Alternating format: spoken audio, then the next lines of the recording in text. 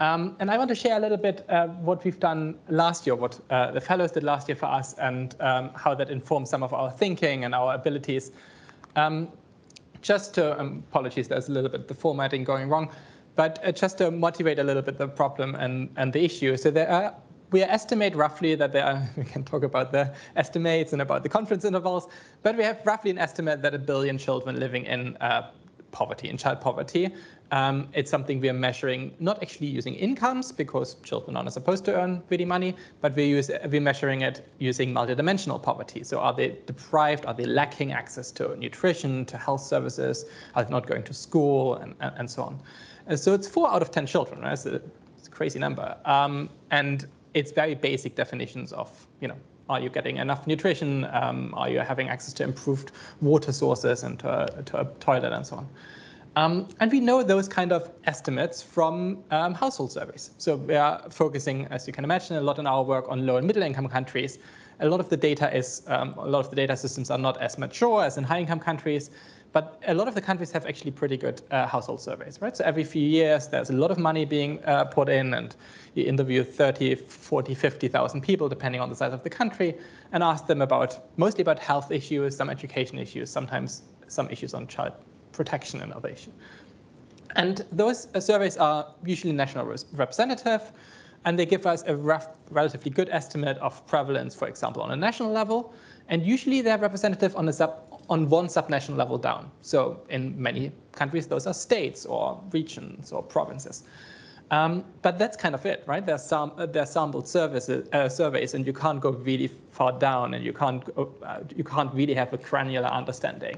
And that's exactly what we're kind of lacking, right? So we know there are first a lot of differences in the world, but we also know there are a lot of inequalities within countries, and we would like to highlight them a bit more. And we can do that a little bit by saying, that province has more poor children than another province, but we really lacking this detailed understanding of where exactly are pockets of poverty and of deprivation, and how do those kind of deprivations overlay, for example, with climate risk, with conflicts, and with other problems. So that was kind of our problem we started with, and yeah, what we need is therefore a much more granular understanding of the distribution of child poverty. Now, poverty maps are around for a long time. They exist, I think, it's 80s certainly. The World Bank is doing loads of them, almost exclusively focused on monetary poverty and not on multidimensional one, which is, as you could imagine, much more complex, right? If you have a lot of different dimensions you might be deprived in, it's much more complex than, are you having less or more money? So we wanted to address that, or we wanted to, figure it out generally. And we were hoping that machine learning approaches can help us to predict that. And we're not in a position to do that, or at least we were not last year. So we were really grateful having that project being picked up by DSSG, and had great fellows who worked with us on that. And I took this picture from their report, and that will be much better to explain the technical background behind that. But basically, the idea is you have some of those survey data. They are georeferenced, so you know roughly where they are. Some kind of privacy displacement of the coordinates. And then you have all these different inputs, satellite imagery, geographic information, critical infrastructure like hospitals and schools, connectivity, GDP. You take all of that, try to build a machine learning model, and try to predict. And then you check it against some ground truth data. In our case, that was basically some of the household survey which was withheld to test afterwards how well it predicted. And the fellows did a fantastic job developing that for Nigeria and a couple of other countries. And we afterwards actually kept working with one fellow, and expanded it to the whole of Sub-Saharan Africa. And then we have something like that, which when I shared that on Twitter, and we haven't properly launched it, but it got a lot of excitement.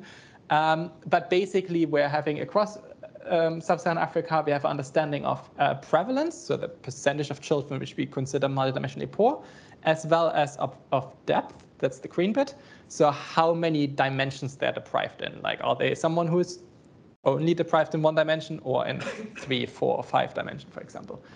And the height of those bars is the population, right? So those kind of information and the ability to understand that on a much more granular level is fascinating, right? It's fascinating for us to think to challenge ourselves. Are we working in the right area, in the right locations of a country, for example? But it's also from a public policy point, like, are we actually understanding enough the inequalities we see between countries, like and within countries, like between the different parts of the country? So that was the solution we got out of that. So I was, as I just mentioned, we are still very much at the beginning of like getting some of that stuff out there. So we finished it like early this year, expanding it to the wider region.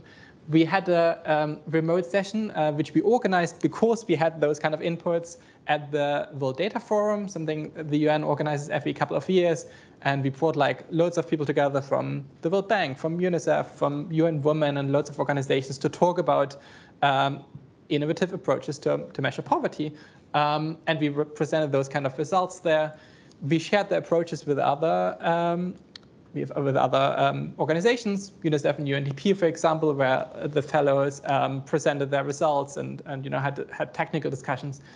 And not, obviously those kind of findings in themselves are amazingly important, but also just having the ability to have those conversations and actually to engage in a more technical discussion is extremely valuable for us. And we started using those findings for analysis and research, especially as we start now to link child poverty with more climate risk and look how they overlay. Are children living in poorer regions, are they more affected by climate risk? In the next step, we want to start looking at a bit of causality as good as we can. So it sparked a lot of interest and a lot of analysis. And coming up, we are planning we are revamping a bit our data work. We're having a shiny, exciting new platform coming out, which we call the Child Atlas, where we basically draw a lot of the data we think is relevant to look at children, health data, education data, poverty data into one platform to give users in decision-making a bit of an easy-to-use tool, but also the ability to compare, like, are those areas which have high health issues, are those also areas which are not investing enough in health? Are areas where we see high child poverty levels, areas where we see high climate risk, for example? And we will share all of that on that platform, and based on the early kind of sneak previews, I think hopefully gets a lot of interest. And that's what we did so far. And as I said, like, very much still looking forward to the next few steps and very much not done with it. So thank you again. And it was a really great project and really great experience.